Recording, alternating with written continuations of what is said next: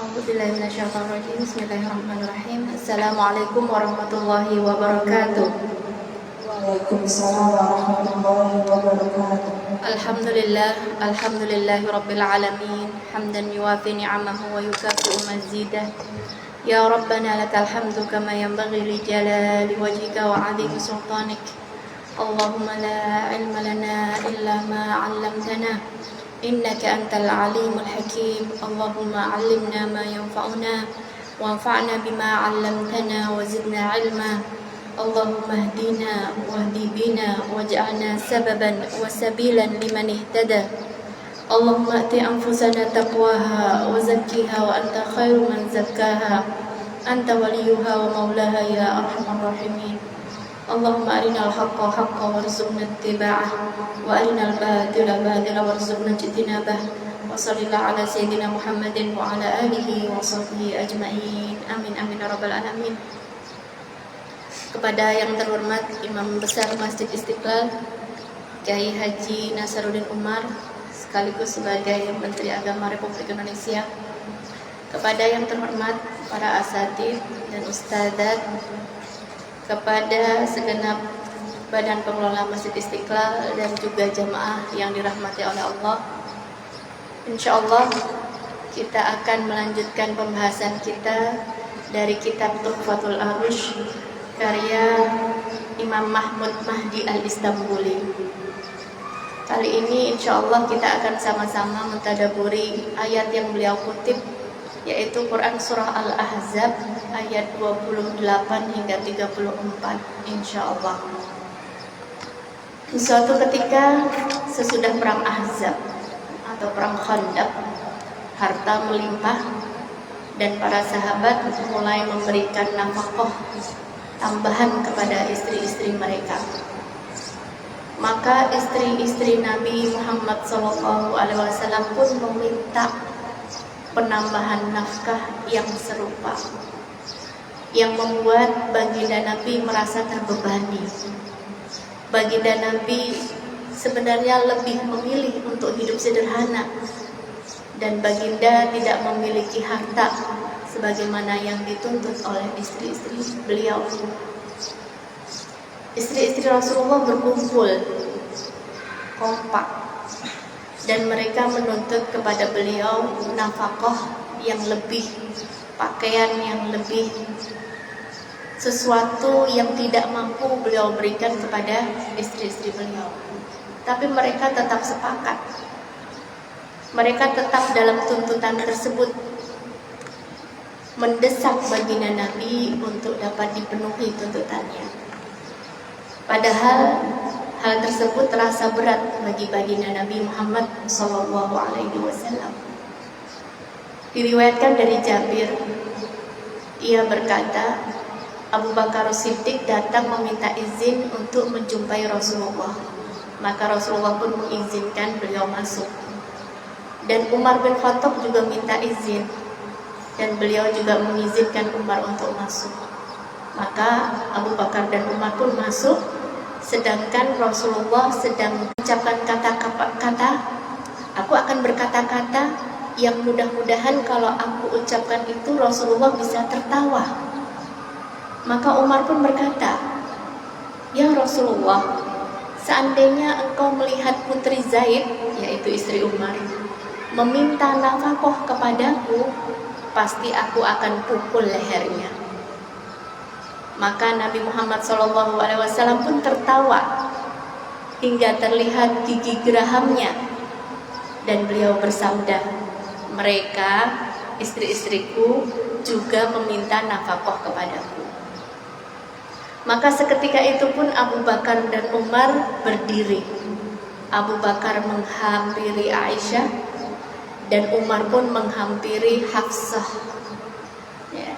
Keduanya berkata, apakah kalian meminta kepada Nabi sesuatu yang tidak dimilikinya? Tuntutan itu dirasa berat bagi baginda Nabi Muhammad SAW.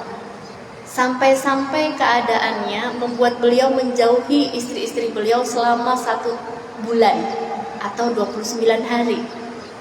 Beliau melakukan ilah menjauhi istri-istri beliau.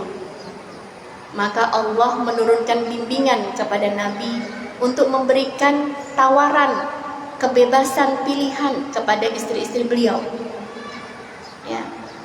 supaya Allah memudahkan urusan baginda Nabi terkait dengan tanggung jawabnya, yaitu istri-istrinya.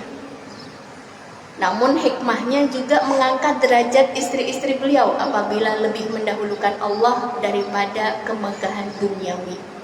Maka Allah pun menurunkan Quran surah Al-Ahzab ayat ke-28. A'udzubillahi minasyaitonirrajim. Ya ayyuhan nabiyyu qul li azwajika in kuntunna turidnal hayatad dunya wa zinataha in kuntunna turidnal hayatad dunya wa zinataha fata'alayna umatti'kunna wa usarrihkunna sarahan jamila. Wahai Nabi, katakanlah kepada istri-istrimu, jika kamu sekalian menginginkan kehidupan dunia dan perhiasannya, maka marilah kuberikan kepadamu mut'ah, kemudian aku ceraikan kamu dengan cara yang baik. Allahu Akbar. Beliau mulai memberi pilihan kepada Aisyah radhiyallahu anha. Nabi SAW berkata kepada Aisyah, wahai Aisyah, sesungguhnya aku mengingatkanmu kepada suatu urusan, dan kamu tidak perlu tergesa-gesa untuk mengambil keputusan sampai berkonsultasi dengan kedua orang tuamu. Aisyah bertanya, apa itu ya Rasulullah? Maka Rasulullah pun membacakan ayat yang tadi turun. Kalau kalian menginginkan kehidupan dunia dan perhiasannya, maka marilah aku berikan mut'ah, aku berikan harta, kemudian aku ceraikan kamu dengan cara yang baik. Allahu Akbar. Maka Aisyah yang mendengar ayat yang dibaca dari lisan baginda Nabi terkait posisi istri, dikasih bebas, kamu masih mau tetap jadi istrinya baginda Nabi dalam keadaan sederhana, atau kamu dapat harta, dapat mut'ah dan diceraikan oleh Nabi Muhammad SAW. Maka Aisyah pun menjawab, wahai Nabi, saya tidak perlu berkonsultasi kepada orang tua saya dalam urusan ini. Tentu aku lebih memilih Allah dan Rasulnya. Masya Allah. Sekaligus kasih sayang Allah dalam menata rumah tangga Nabi. Maka orientasi hidup para istri Nabi tidak sepatutnya kesenangan duniawi. Sudah sepantasnya yang menjadi kebahagiaan para istri Nabi adalah mendapatkan keridhaan dari Allah SWT. Maka jalan keluarnya Allah memberi bimbingan kepada Nabi untuk menawarkan perpisahan baik-baik. Fata'alaina umatti'kunna, maka mari silahkan aku beri mut'ah, aku beri harta. Maka mereka pun lebih memilih untuk tetap bersama baginda Nabi meskipun dalam keadaan sulit. Yang penting mendapatkan keridhaan dari Allah dan Nabi dan juga kampung akhirat. Bimbingan Allah ini dilanjutkan dengan janji Allah bagi mereka yang lebih memilih kehidupan akhirat. Allah katakan dalam Quran surah Al-Ahzab ayat ke-29, wa in kuntunna turidna Allah wa rasulahu wad daral akhirata fa inna Allah a'adda lil muhsinati minkunna ajran 'azima. Dan jika kamu sekalian menginginkan Allah, Rasulnya dan negeri akhirat, maka sesungguhnya Allah menyediakan bagi orang-orang yang berbuat baik di antara kamu pahala yang besar. Jadi ayat ini menunjukkan janji Allah bagi para istri yang lebih memilih kampung akhirat. Ayat ini turun bukan karena kemarahan, tapi karena kasih sayang. Rasulullah memberi kebebasan pilihan kepada para istrinya. Beliau tidak memaksa. Ya, kalau masih mau sama saya, maka bersabar dan Allah memiliki jaza, Allah memiliki balasan yang terbaik. Tapi kalau engkau lebih senang dengan gemerlapnya dunia, aku lepaskan dengan kerelaan. Ya. Ini adalah pendidikan berbasis cinta. Maka para istri yang mulia itu menjawab hal yang sama sebagaimana Aisyah radhiyallahu anha, mereka lebih memilih Allah dan Rasulnya dan kampung akhirat. Kemudian ulama tafsir mengatakan, apa sih manfaat dari perintah Allah ini kepada Nabi? Tadi kan diberikan pilihan, masih mau dalam rumah tangga ini meskipun dalam keadaan sederhana, atau dilepaskan saja, kamu bakal dapat kebahagiaan kok. Manfaatnya diantaranya menurut ulama adalah bentuk perhatian Allah kepada Rasulnya dan pembelaan Allah kepada Rasulnya, dan supaya beliau tidak terbebani dalam kondisi tuntutan duniawi dari para istri-istrinya. Di antara manfaat atau tujuan dari ayat ini adalah tentu keselamatan beliau. Dengan adanya pilihan bebas ini dan konsekuensi dari hak-hak istri, maka itu adalah pembebas tanggung jawab apabila sang istri lebih memilih untuk mendapatkan dunia daripada bersabar dalam rumah tangga yang sederhana. Dan tentu hikmah yang luar biasa adalah kemuliaan, pengangkat para ummahatul mukminin ketika mereka memilih untuk bersabar dalam rumah tangga yang sederhana, meninggalkan keinginan duniawi, maka dia akan mendapatkan lipatan, berlipat-lipat pahala sebagaimana dijelaskan oleh Allah dalam Quran surah Al-Ahzab ayat ke-30 dan 31. Ya nisa'an nabi man ya'ti minkunna bifahishatin mubayyinatin yudha'af lahal 'adzabu dhi'fain wa kana dzalika 'ala Allahi yasira. Wahai istri-istri Nabi, barang siapa di antara kamu mengerjakan perbuatan keji yang nyata, niscaya akan dilipat gandakan azab baginya 2 kali lipat. Dan yang demikian itu mudah bagi Allah. 2 kali lipat, karena kedudukan mereka adalah sebagai istrinya Nabi. Kaidah bahasa Arab menyebutkan ya'dhumud dammu bi'adhamati sahibihi. Keburukan itu bisa menjadi lebih besar sesuai dengan posisi pelakunya. Maksiat yang dilakukan oleh orang yang terkenal kesolehannya tidak sama sebagaimana kemaksiatan yang dilakukan oleh orang awam biasa. Dosa yang dilakukan oleh alim tidak sama seperti dosa yang dilakukan oleh orang jahil. Kemudian di ayat 31 Allah ingatkan, wa may yaqnut minkunna lillahi wa rasulihi wa ta'mal salihan nu'tiha ajraha marratayn wa a'tadna laha rizqan karima.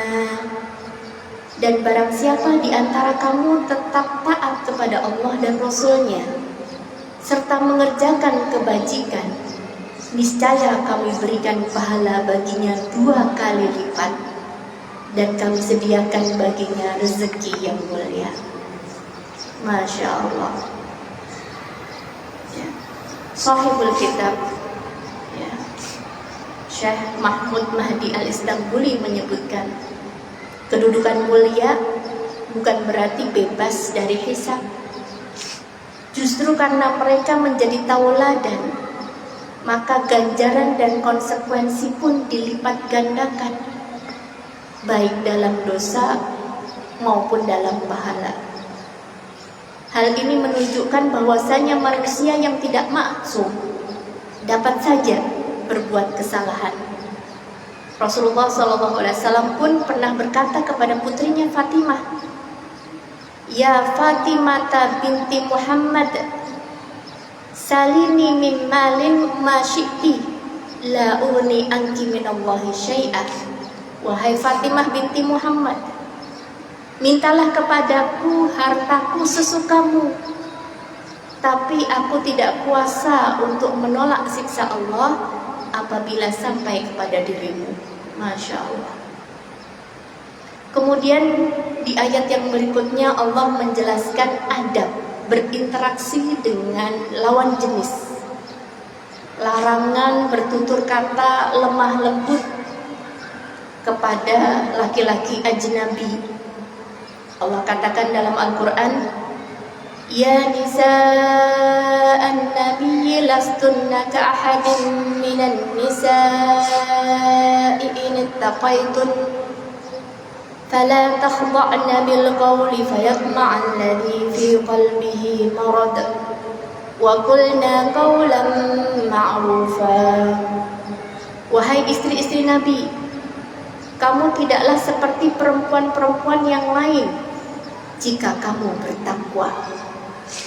Maka janganlah kamu merendahkan suara dengan lemah lembut yang dibuat-buat, sehingga bangkit nafsu orang yang ada penyakit di dalam hatinya, dan ucapkanlah perkataan yang baik.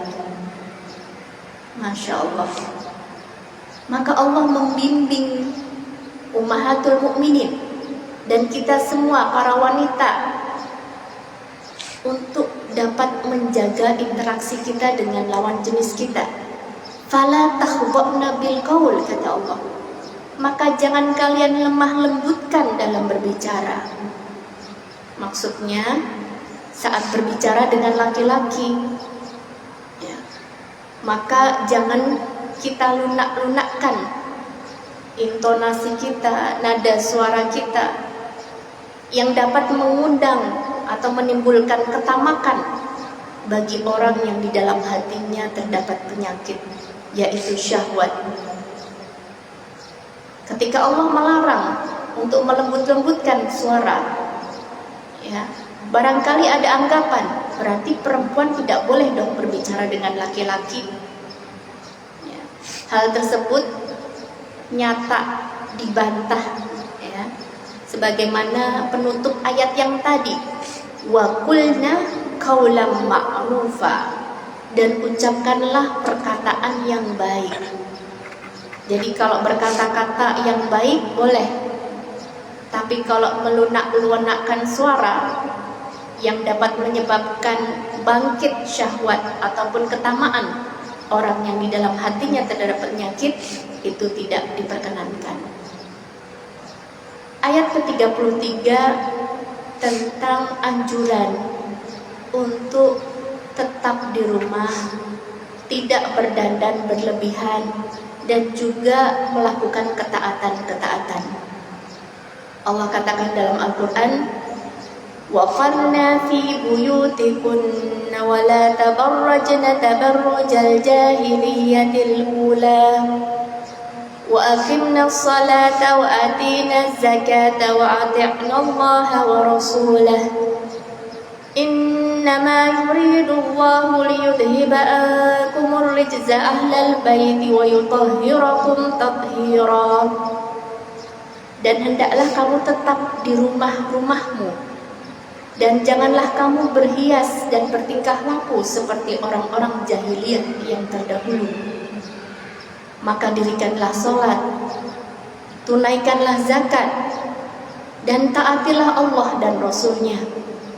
Sesungguhnya Allah bermaksud untuk menghilangkan dosa dari kamu, wahai Ahlul Bait, dan membersihkanmu sebersih-bersihnya. Wa qarna fi buyutikunna, tetaplah di dalam rumah. Menurut ulama, hal ini wajib bagi para istri-istri Nabi, namun tidak wajib bagi kaum muslimin secara umum. Namun itu adalah sebuah kemuliaan. Bila tidak ada perlunya, bila tidak ada sesuatu yang penting, maka seorang wanita yang solihah senang berada di rumahnya, merawat keluarganya, memperhatikan suami dan anak-anaknya.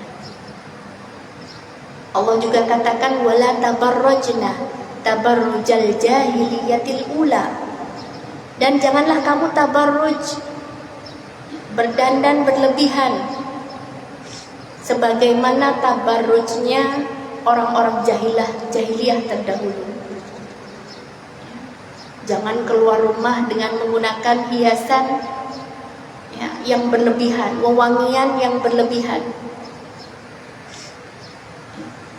Imam Al-Qurtubi menjelaskan, keluarlah jika ada keperluan yang dibenarkan oleh syariat, seperti sholat di masjid, haji, silaturahmi, atau urusan-urusan yang sudah selayaknya dilakukan dan tidak dapat diwakilkan.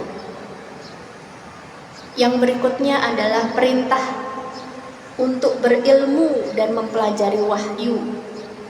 Allah katakan dalam Al-Quran, "Wadhkurna ma yutla fi buyutikunna min ayatillahi wal hikmah, innallaha kana latifan khabira." Dan ingatlah apa yang dibacakan di rumahmu, yakni ayat-ayat Allah, Al-Quran, dan hikmah atau sunnah nabimu. Sesungguhnya Allah maha lembut lagi maha teliti. Ada beberapa pelajaran yang dapat kita ambil dari uraian yang sudah kita sampaikan di atas. Yang pertama, rumah tangga itu dibangun dengan cinta, dengan keridhaan, bukan dengan kebencian, egoisme, dan paksaan. Allah tidak memaksa para istri Nabi, memberi kebebasan kepada mereka untuk memilih apakah memilih dunia atau memilih kemuliaan akhirat. Betapa indahnya seorang suami yang ridho dan senang kepada istrinya, dan betapa indahnya seorang istri yang ridho dan senang dengan pemberian dari suaminya. Rasulullah SAW bersabda, "Khiyarukum khiyarukum linisaikum." Sebaik-baik kamu adalah yang paling baik kepada istrinya. Hadis riwayat Tirmidzi, sahih menurut Albani. Demikian juga baginda Nabi sebutkan dalam hadis, "Ayyama imra'atin matat wa zawjuha anha radin dakhalat jannah." Wanita mana saja yang meninggal dunia sedangkan suaminya ridho kepadanya, maka dia masuk surga. Allahu Akbar. Mudah-mudahan Allah jadikan kita adalah istri yang salihah, yang pada saat kita wafat nanti suami kita ridho atas diri kita.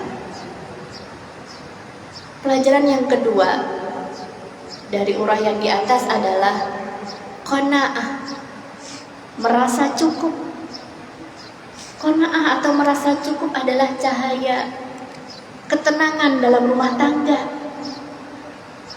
Kebahagiaan tidak diukur dari luasnya harta, dari banyaknya anak, namun dari hati yang merasa cukup. Qalban syakiran, hati yang bersyukur. Istri yang bersyukur kepada suaminya, dan suami yang juga ridho kepada istrinya. Namun saya tahu memang banyak di antara kita yang diuji oleh justru orang terdekatnya sendiri, dari suaminya atau istrinya. dari mertuanya, orang tuanya, dari anak ataupun menantunya. Namun yakinlah, hakikatnya mereka itu adalah ujian Allah yang dikirimkan untuk kita sebagai jalan pahala apabila kita bersabar dengan mereka. Ingatlah, semua rasa sakit, semua penderitaan, semua kecewa, semua kesengsaraan itu akan terhapus sejak celupan pertama nanti di surganya Allah. Allah nasihatkan kepada kita dalam Quran surah Al-Kahfi ayat 28. Wasbir nafsaka ma'al ladzina yad'una rabbahum bil ghadati wal 'ashiyyi yuriduna wajhah wa la ta'du 'ainaka anhum turidu zinatal hayatid dunya wa la tuti' man aghfalna qalbahu an dzikrina wattaba'a hawahu wa kana amruhu furuta. Bersabarlah engkau bersama orang-orang yang menyeru Tuhannya di pagi dan petang hari dengan mengharapkan keridhaan Allah. Dan janganlah kedua matamu berpaling dari mereka karena mengharapkan perhiasan dunia. Janganlah engkau mengikuti orang yang hatinya telah kami lalaikan dari mengingat kami, serta mengikuti hawa nafsunya dan keadaan mereka melampaui batas. Quran surah Kahfi ayat 28. Pelajaran yang ketiga adalah kemuliaan adab dalam berinteraksi dan juga menjaga fitrah kita. Adab dalam berinteraksi bukanlah untuk membelenggu kita, membatasi ruang gerak kita. Adab adalah benteng kemuliaan bagi seorang muslimah.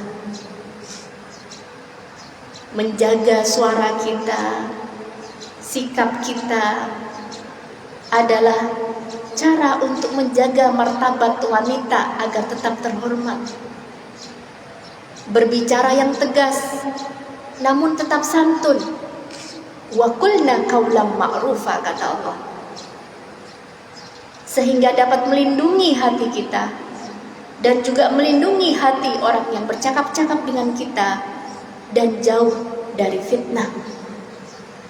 Sudah saatnya kita para wanita yang mudah-mudahan Allah jadikan sebagai wanita yang solihah, mempopulerkan kembali jati diri wanita yang solihah, yang bangga dengan fitrahnya, pribadi yang menghiasi diri dengan akhlak malu, menutup hijabnya, tidak tabarruj atau berdandan berlebihan, menundukkan pandangannya, dan selektif dalam mengkonsumsi konten-konten yang mungkin banyak di media sosial saat ini. Allah Subhanahu wa taala mengatakan dalam Quran surah Nur ayat 30 dan 31. Qul lil mu'minina yaghuddu min absarihim wa yahfadhu furujahum. Katakanlah kepada laki-laki yang beriman, hendaknya mereka menjaga pandangannya dan memelihara kemaluannya. Dan di ayat ke-31, wa qul lil mu'minati yaghuddna min absarihinna wa yahfadna furujahun. Dan katakanlah kepada perempuan-perempuan yang beriman, hendaknya mereka menjaga pandangan mereka dan menjaga kemaluannya. Kesalehan seorang wanita terpancar dari keredaan dia menjadikan rumah sebagai pusat aktivitas dan ketenangan. Meskipun tadi perintah waqarna fi buyutikunna, kata ulama hanya wajib bagi istri-istri Nabi, namun bagi kita wanita muslimah adalah sebuah keutamaan dan kemuliaan. Tujuannya adalah menjaga fitrah kita sebagai wanita. Allah telah menitipkan rahim di perut kita. Tentu memiliki tugas yang tidak sama dengan laki-laki yang tidak dititipi oleh Allah berupa rahim. Wanita fitrahnya adalah sebagai sumber kasih sayang di tengah keluarganya. Seseorang yang memenuhi rumahnya dengan cinta dan perhatian. Tinggal di rumah bukan berarti berada di penjara, karena muslimah tetap diizinkan keluar, bahkan untuk mencari keutamaan Allah atau bekerja dengan izin suaminya. Namun sejauh apapun langkahmu, sejauh apapun tanggung jawabmu, setinggi apapun jabatanmu, maka fitrah seorang wanita selalu merindu untuk pulang ke rumahnya dan sadar bahwa disitulah keletak kemuliaan terbesarnya. Rasulullah SAW menyebutkan dalam hadis, beliau menggambarkan tentang istri yang salihah adalah ahnahu ala waladin fi sigharin wa ar'ahu ala zaujin fi dati yadin. Sebaik-baik wanita adalah yang paling lembut dan penyayang kepada anaknya ketika anaknya masih kecil. Dan seorang wanita salihah adalah yang paling pandai menjaga hak-hak suaminya. Hadis riwayat Muslim. Maka insya Allah akan menjadi rumah yang penuh dengan keberkahan. Itu saja dari saya kembalikan kepada Mbak Nur Fadriah. Terima kasih kepada Ustazah Sumayyah atas paparan ilmunya. Semoga dapat menjadi pembelajaran bagi diri dan pengetahuan baru yang bermanfaat untuk kita semua. Berikutnya kami persilakan jika ada jamaah yang mau bertanya, bisa ke arah pengeras suara Bapak.